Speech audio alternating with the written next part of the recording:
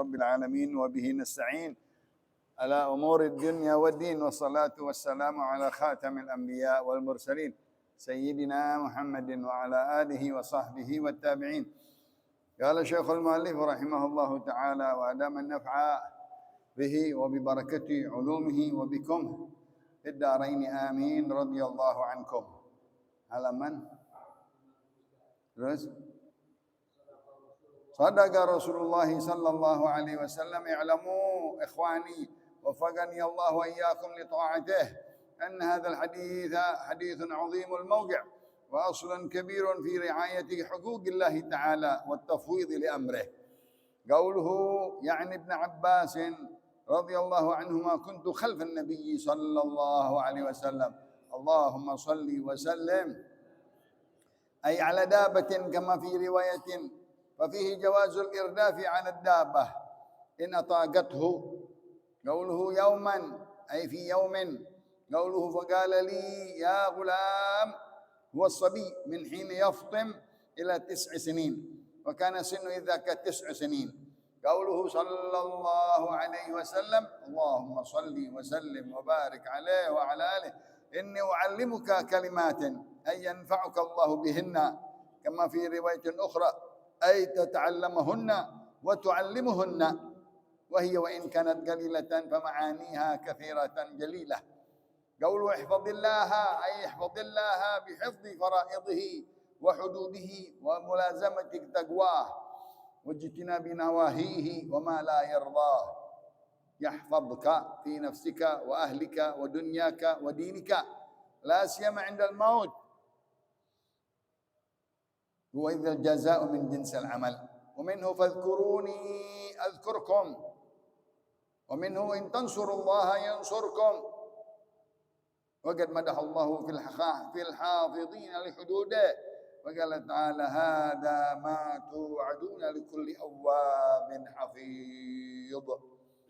قوله احفظ الله تجده تجاهك أي احفظ الله وكن ممن خشي الرحمن بالغيب وجاء بقلب منيب. تجده تجاهك أي أمامك أي تجده معك بالحفظ والإحاطة والتأييد والإعانة حيثما كنت فتستأنس به وتستغني به عن خلقه. وخص الإمام من بين الجهات الست وخص الأمام من بين الجهات الست إشعارا بشرف المقصد وإن الإنسان مسافر إلى الآخرة غير مقيم في الدنيا والمسافر إنما يطلب أمامه لا غير. والمعنى تجده حيثما توجهت وتيممت وقصدت من أمر الدنيا والدين. قوله إذا سألت فاسأل الله أي إذا أتى سؤال شيء فاسأل الله أن يعطيك إياه ولا تسأل غيره فإن خزائن الجود بيده وأزمتها إليه إذ لا قادر ولا معطي ولا متفضل غيره فهو أحق أن يقصد سيما وقد قسم الرزق وقدره لكل أحد بحسب ما أراده له لا يتقدم ولا يتأخر ولا يزيد ولا ينقص بحسب علمه القديم الأزلي وإن كان يقع في ذلك تبديل في اللوح المحفوظ بحسب تعريج على شرط ومن ثم كان للسؤال فائدة لاحتمال أن يكون إعطاء المسؤول معلقا على سؤاله.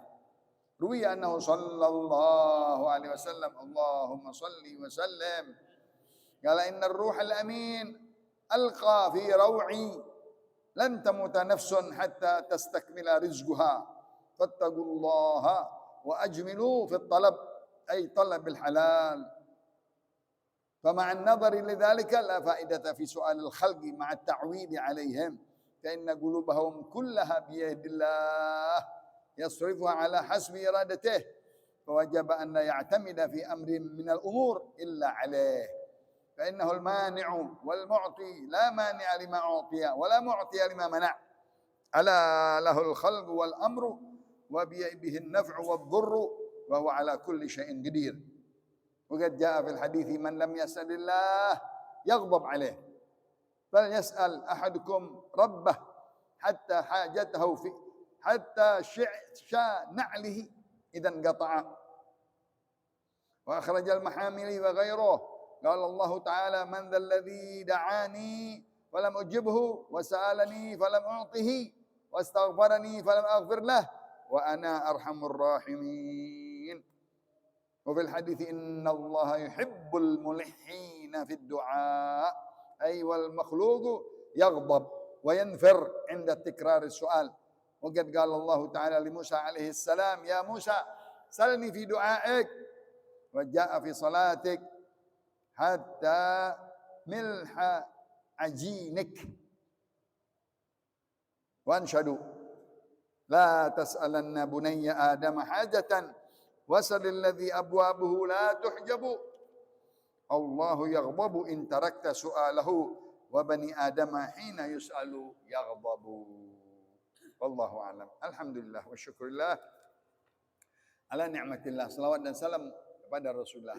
Meneruskan di dalam kitab Majalisus Saniyah, Syarah Arba'in Nawawiyah, Imam Ahmad Al-Kushani dari Imam An-Nawawi di dalam pasal yang ke-19.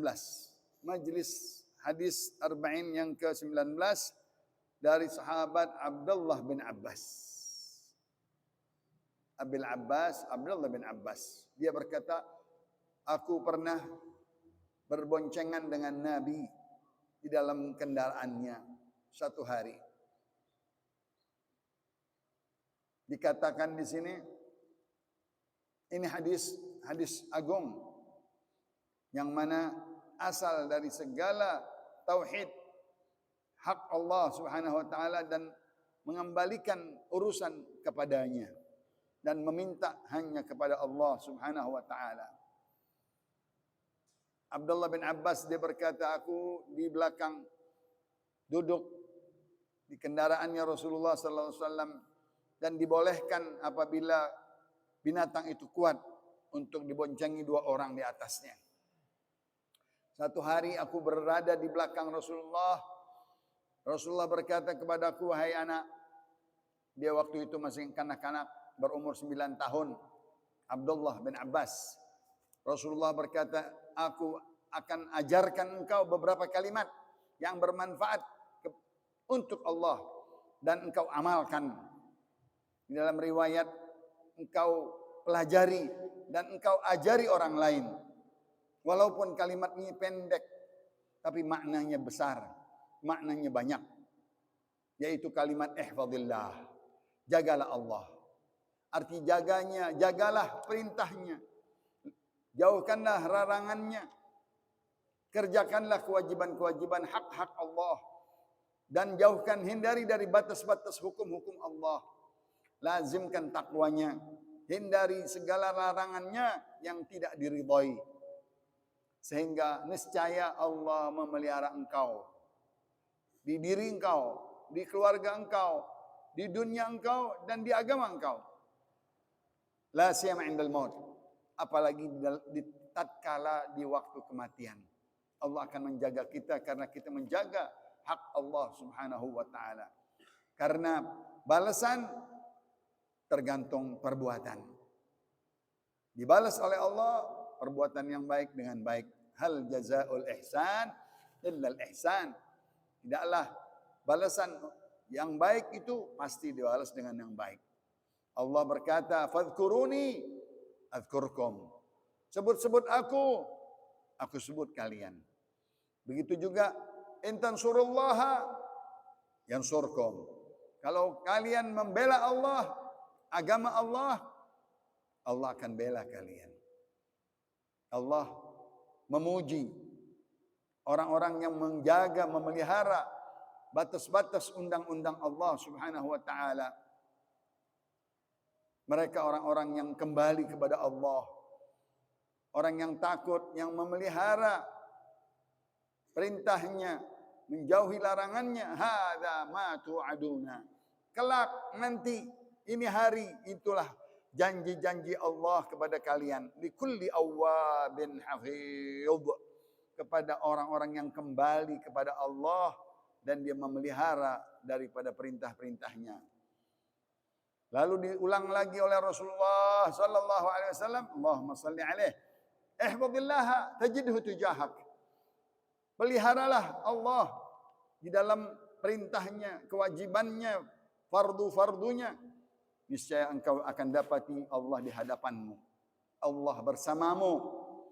Kalau engkau pelihara segala perintahnya, jauhkan larangannya, jadilah engkau orang yang takut kepada Allah di dalam keadaan ghaib dan di dalam keadaan terjaga. Mereka-mereka orang-orang yang kembali kepada Allah, waja'a biqalbin munib. Mereka kembali datang membawa hati yang takut kepada Allah, yang bertaubat. Tajidhu tujahaka. Engkau akan dapati Allah di hadapanmu, di depanmu. Artinya Allah bersamamu, menjaga, memelihara, meliputmu, mendukungmu, menolongmu. Di mana engkau berada? Engkau akan tenang, tentram dengan pertolongan Allah. Dengan engkau dicukupi segala permintaan kalian, Allah akan cukupi makhluk-makhluknya, hamba-hambanya kalau yang taat kepada Allah. Kehadapan Allah di hadapan kita disebutkan depan itu dari 4 penjuru, belakang, depan, bahkan 6 penjuru. Depan, belakang, kanan, kiri, atas dan bawah. Yang mana tujuan kita adalah ke depan, yaitu akhirat. Tujuan kita yang paling kita maksud adalah akhirat, musafir ke negeri akhirat. Bukan mukim di dunia selama-lamanya, tapi hanya lewat dan sebentar saja. Orang yang musafir pasti dia memilih jalan ke depan, nggak mungkin ke belakang. Artinya engkau akan dapati Allah di mana engkau menghadap, di mana engkau bermaksud, di mana engkau menuju, disitulah ada Allah Subhanahu wa taala mengetahui urusan duniamu dan agamamu dan akhiratmu. Kalau engkau meminta, mintalah kepada Allah. Kalau ada permohonan, soal, permasalahan sesuatu, mintalah kepada Allah. Insya Allah akan berikan permintaanmu. Jangan kau minta kepada yang lain. Karena yang lain adalah fakir kepada Allah. Antumul fuqara ilallah wallahu wal ghaniyyul hamid. Kalian semuanya fakir di hadapan Allah. Allah Maha Kaya yang terpuji. Fa inna khazainal jud biyadih. Gudang kekayaan, kedermawanan di tangannya Allah. Dan talinya dia yang memegangnya, yang mengaturnya. Tidak ada yang menakarnya, yang memberinya, menolaknya, yang menganugerahkannya, hanya Allah Subhanahu wa taala. Fa huwa ahqqu an yusadaf. Dialah yang pantas kita bermaksud, bertujuan kepada Allah Subhanahu wa taala, yang mana dia pembagi rezeki, pengatur rezeki kepada seseorang dengan tergantung kehendaknya Allah, keinginannya Allah. Tidak bisa maju, tidak bisa mundur, tidak bisa lebih, tidak bisa kurang, kecuali di atas ilmunya Allah yang sudah terdahulu di dalam azali, sebelum azal kita. Walaupun Allah berkuasa, kadang-kadang Allah bergantikan di lauhul mahfud, di catatannya, bihasbi ta'liqin ala syart. Allah gantungkan permintaan hamba seseorang dengan syarat, kalau dia taubat, kalau dia berbuat baik, Allah luluskan hajatnya. Dari situlah katanya disuruh kita berdoa dengan beristighfar, dengan bertobat. Ya, tidak ada faedahnya kalau engkau meminta kepada Allah tapi tidak yakin, tidak mempunyai minta ampunan dan bertobat kepada Allah, terutama makanan yang halal. Kenapa kemungkinan pemberian Allah terkatung-katung atau tergelantung dengan keadaan engkau sendiri? Innallaha la yughayyiru ma biqaumin hatta yughayyiru ma bi anfusihim. Allah tidak akan merubah keadaan seseorang kecuali dia merubah dirinya sendiri. Allah akan berikan dia doa, tapi dia enggak mau berubah, dia enggak meminta, dia sombong, dia membangkang, Allah tidak kasih dia. Dari satu riwayat hadis Rasulullah sallallahu alaihi wasallam, Allahumma shalli alaihi, bahwa Jibril dia memberikan kalimat ke dalam dadaku, membisikkan aku ke dalam sanubariku. Masuk ini nasihat kata Jibril, lan tamuta nafsun hatta tastakmila rizqaha. Hai Muhammad, Allahumma salli alaih, tidak akan mati seorang jiwa sehingga sudah sempurna rezekinya. Habis rezekinya, habis sudah mati. Enggak ada lagi rezekinya. Wattaqullah, maka takutlah kepada Allah. Wa ajmilu fit talab, baguskanlah pencarian, mata pencarianmu yang halal, maksudnya talabul halal. Fama'an nazar lidzalik, dan lihat-lihat, pilih-pilih, jangan mengambil yang syubhat dan yang haram, yang tidak berfaedah. Dan jangan meminta kepada makhluk, jangan kau menyenderkan diri kepada mereka, karena hati mereka semuanya makhluk di tangan Allah Subhanahu wa taala. Dia yang mengaturnya, dia yang memberinya sekeinginan Allah, sekehendak Allah. Maka wajib kepada kita bersender kepada Allah di dalam segala urusan kita, hanya kepada Dia. Karena Dia yang mencegah, karena Dia yang memberi. Tidak ada yang mencegah kalau Dia memberi, tidak ada yang memberi kalau Dia mencegah, yaitu Allah Subhanahu ala lahul khalqu wal amru biyadih. Ketahuilah segala urusan, apapun dunia, akhirat, agama, semua di tangan Allah, di genggamannya Allah Subhanahu. Dialah yang memberikan manfaat, dialah yang memberikan madarat, dan dia atas segala sesuatunya mampu dan kuasa. Datang satu hadis dari Rasulullah sallallahu alaihi wasallam, siapa yang tidak meminta kepada Allah, tidak berdoa kepada Allah, maka Allah marah kepada dia. Wa Allah. Maka kata Nabi, mintalah seseorang di antara kalian kepada Tuhannya hajat-hajat kalian walaupun tali sendalnya putus. Minta supaya ada tukang sol yang mendadankannya, yang menjahitnya apabila terputus sendalnya. Minta kepada Allah bantuan supaya dihadirkan, didatangkan ya, orang yang bisa mendandankan dari sendal yang putus tersebut. Dikeluarkan hadis oleh Imam Al-Mahamili dan lainnya di dalam firman Allah Subhanahu wa taala, man dzalladzi da'ani falam ujibhu, barang siapa orang yang berdoa kepadaku, enggak ada yang aku tidak terima. Barang siapa yang meminta kepadaku, tidak ada yang tidak aku kasih. Barang siapa beristighfar kepada aku, tidak ada yang aku tidak ampuni. Aku ampuni semua, aku kasih, aku beri. Kenapa? Wa ana arhamur rahimin. Akulah yang maha pengasih dan penyayang. Di dalam hadis terakhir Rasulullah berkata, innallaha yuhibbul mulihina bid du'a. Allah cinta kepada hambanya yang selalu mengemis, merengek, meminta tidak henti-hentinya kepada Allah. Pagi, siang, malam, ini hari, besok, terus minta sama Allah. Doa. Ud'uni astajib lakum.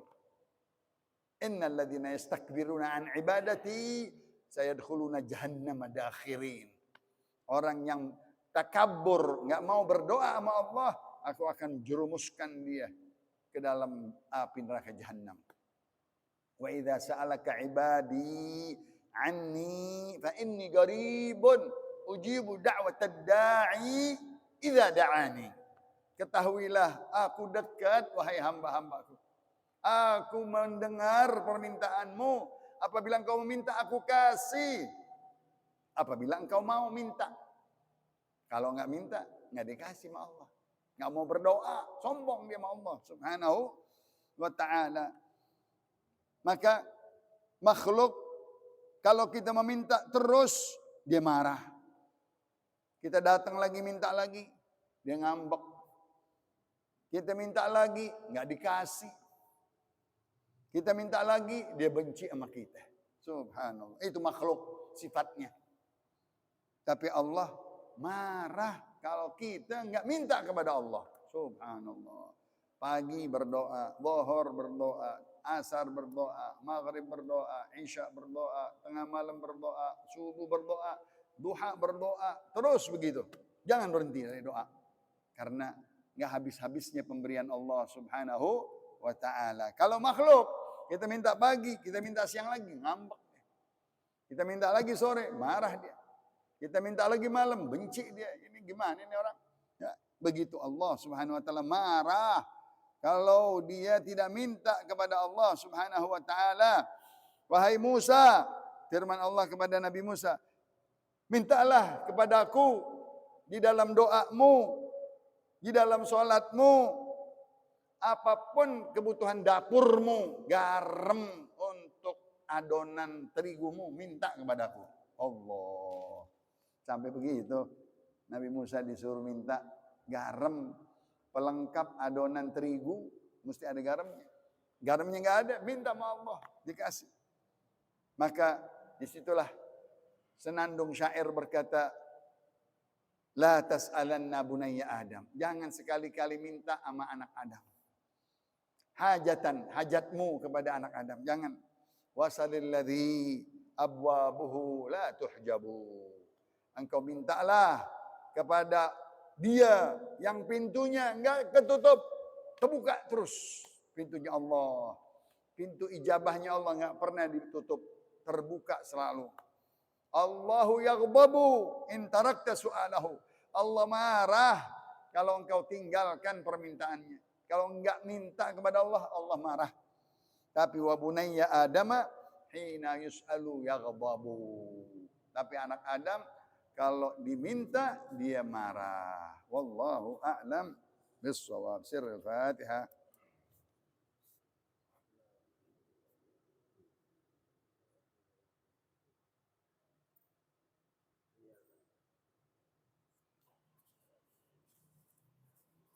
Kala Rasulullah sallallahu alaihi wasallam, afdalu ma qultu ana wan nabiyyuna min qabli, la ilaha illallah.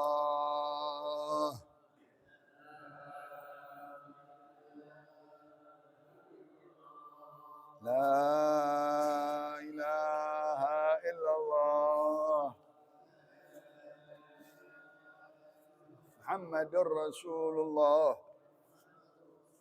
sallallahu wasallam syarrafa wa karrama wa majjada wa 'azzama kalimatu haqqin 'alaiha nahya wa 'alaiha namutu wa 'alaiha ba'ats insyaallah ta'ala min alamin subhanakallahumma wa bihamdika asyhadu an la ilaha illa anta astaghfiruka wa atubu ilaik wa sallallahu ala sayyidina Muhammad nabiyil ummi wa alihi wasallam walhamdulillahi rabbil bismillah.